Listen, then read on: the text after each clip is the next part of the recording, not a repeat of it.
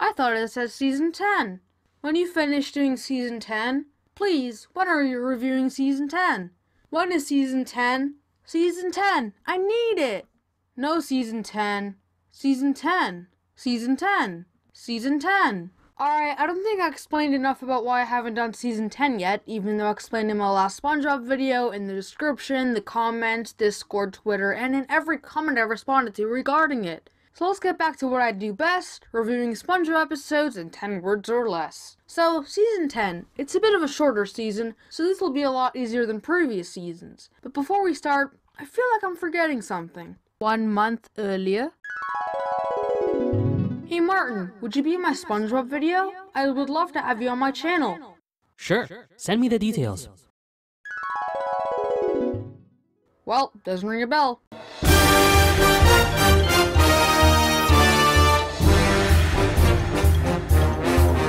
Hey ladies and jellyfish, wumples of all sizes, welcome back to A.S.K's videos. Today I'm joined by the one and only C.R. Martin to review every episode of SpongeBob Season 10 in 10 words or less. This show is simple. We rate the episodes of Season 10 great, good, meh, bad, or boo, and review them in 10 words or less. At the end, we give our top and bottom 5 picks in more sufficient detail, and decide the overall rating for the season. If you're wondering, this series on my channel was temporarily shut down after I merged Seasons 1 through 9 in one huge video, so check that out with the link below. With no further ado, let's get into this. Not a lot of brains went into making this. The concept was pretty interesting. Well, isn't something actually funny under the sea? Poor Squidward.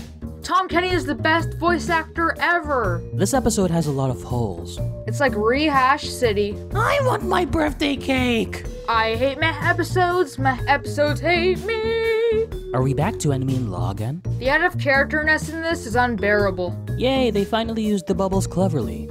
A very creative episode, if I do say so myself. Presenting the SpongeBob Fairly Odd Parents Special. Everything's huge. This reminds me of life insurance. I hated life insurance. A fast and awesome story with the usual formula. It's like Squidward and Clarinetland meets Toy Store of Doom. A little tedious, don't you think? They can't do one season right. Not one! I love this episode. This is Rise and Shine done right. Now that all that's finished, let's jump straight into the top and bottom 5. Number 5 best, Mermaid Pants. Did you know Mermaid Pants aired 3 years ago? That just goes to show how weird the scheduling for this season is. Anyway, this episode isn't a tour de force or anything, but it's a good story nonetheless. It shows the creativity of the writers, gives a nice tribute to the late Ernest Borgnine, I mean he died 3 years ago, and it gives some nice comedy. Mr. Krabs and Squidward are a good addition to this episode, and it is a good episode for being about Mermaid Man and Barnacle Boy without the voice actor. Nothing too amazing, but an enjoyable watch nonetheless. At number 5 is an episode that's guaranteed to put you to sleep. Snooze, you lose. Why do we need to torture Squidward so much? Didn't they literally do the same plot in Slimy Dancing and even a bit of SquidBob Tentacle Pants? Neither of which were good episodes to begin with. This episode introduces nothing, achieves nothing, and has nothing interesting to show. It's not really funny, unless you find SpongeBob walking around in Squidward skin funny. And the flanderization is painfully apparent here. Not too fond of this one, to be honest. Number 4 best, Plankton Retires. This episode is a lot like New Leaf. Plankton wants to try something new, and Mr. Krabs doesn't believe it, and in the end Plankton ends up being the foil. I have to say Plankton's character was awesome in this episode, and Doug Lawrence does a great job pulling off the voice, as always. The intro was a great lead into the climax, and it was a pretty funny one, if I do say so myself. The only thing I would have changed was Mr. Krabs, but I guess he was only annoying because the plot required him to be. All in all, a pretty solid episode. Number 4 is OFML. Life Insurance. This episode is really annoying. I don't know whether to call it a Squidward torture episode since he does kinda deserve it at some parts, but that's not the biggest of this episode's problems. SpongeBob and Patrick are flanderized to oblivion, there's no comedy, and even Squidward talking to himself in the mirror isn't even interesting anymore. The beginning is a snowball effect rehash, and the end is a no hat for Pat rehash, and both of those episodes are 100 times better than this one. Just wish I had insurance against these terrible cartoon episodes.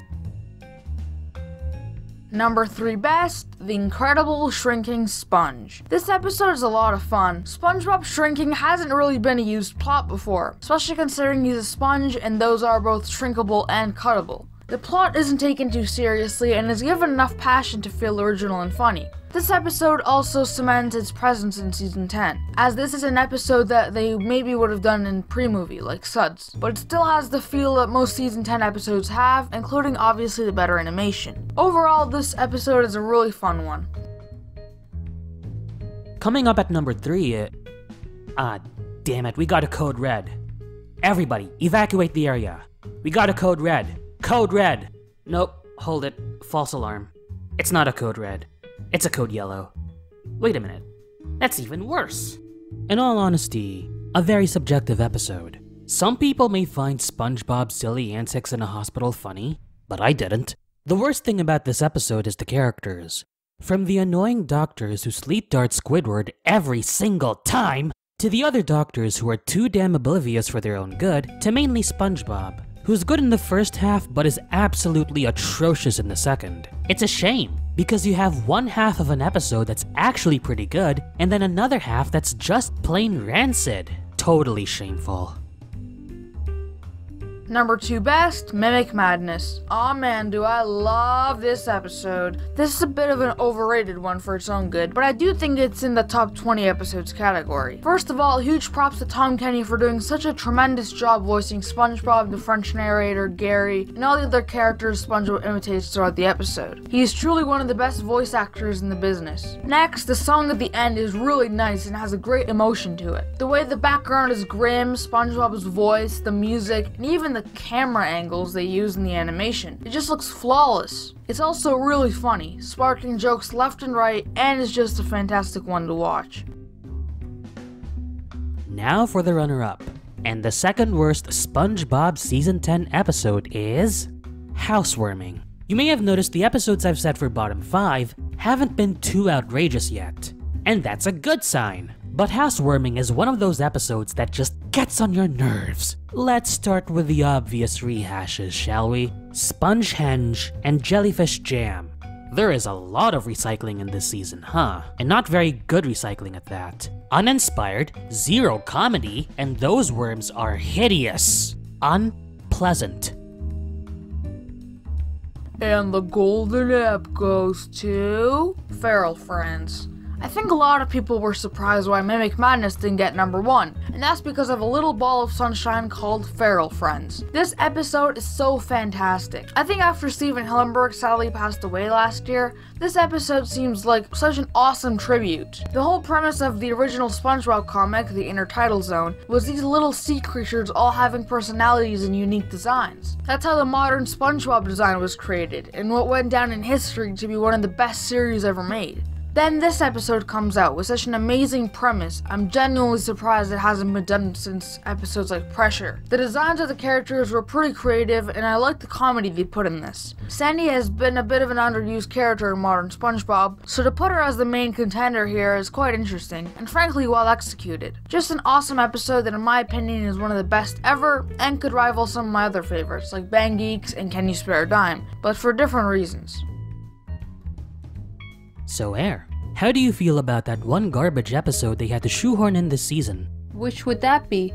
Don't make me remind you. Guess I'll have to take you out of the picture. This episode is so bad. Why is it SpongeBob always has to have an episode made to take the life out of Squidward? What did he do to deserve this? Nothing. He did nothing. I guess it's nice that the animators were trying to show off through Squidward's art, but honestly, it's nothing special. And the characters, by God the characters. Mr. Krabs continues to be a sadistic SOB, and SpongeBob is so damn inconsistent throughout this episode. This characterization is not funny, was not funny, and will never be funny. The only consistent thing about this episode is how terrible it is. My advice?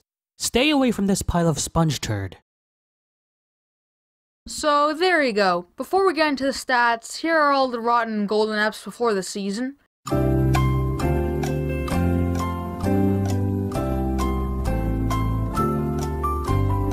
And this season's wildcard episode, the episode that wasn't in the top or bottom 5 and stood out to me as the most memorable episode of the season, goes to The Getaway. It's a very creative episode, which brings in new characters that are relatable and funny with a smooth animation and a fun vibe throughout. It might take pieces from older episodes, but it still manages to find its own twist on them and it feels fresh. And I think that describes season 10 fabulously. Anyway, we had 4 greats, 6 goods, 8 mehs, 3 bads, and 1 boo. Seems much better than season 9, which was amazingly meh. This season seemed to follow season 4 in mainly being meh and good, but the minuscule amount of total episodes makes proportioning it a bit of a harder task. So if it were up to me, I'd say that SpongeBob Season 10 is a strong meh, meaning it's really close to being good, but it's statistically more mediocre. So anyway, thanks for watching, and huge thanks to Martin for agreeing to help me out with this video. The link to his awesome YouTube channel, Twitter, and Discord will be in the description and in the end card at the end of this video, so give him a watch and definitely subscribe. And while you're at it, check out my Discord and Twitter as well. I post a lot of important updates and spoilers on there, and you'd be supporting me greatly by doing so. I have a really big project in the works set to come out May, so stick around for that. Let me know your thoughts on SpongeBob Season 10 in the comments below, and I'll see you guys next time. Ciao!